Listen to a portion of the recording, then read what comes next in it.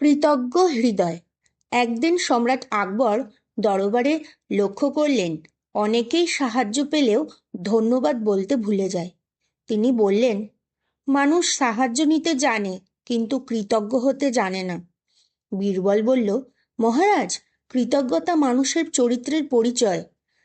সেদিন এক দরিদ্র যুবক দরবারে এলো। আকবর তাকে কিছু সোনার মুদ্রা দিলেন।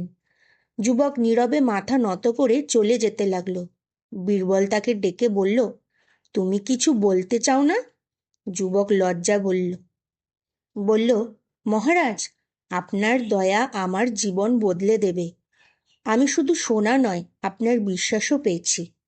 সে চোখে জল নিয়ে আকবর ও বীরবলকে প্রণাম করল।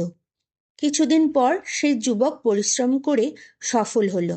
সে আবার দরবারে ফিরে এলো, এবার উপহার নিয়ে। আকবর অবাক হয়ে জিজ্ঞেস করলেন, তুমি কেন আবার এলে? যুবক বলল, মহারাজ, কৃতজ্ঞ মানুষ কখনো উপকার ভুলে যায় না। আকবর হাসলেন। বীরবল বলল, এই মানুষটাই আসল ধনী। নীতি শিক্ষা: কৃতজ্ঞতা মানুষকে মহান করে। যে কৃতজ্ঞ সে কখনো ছোট থাকে না।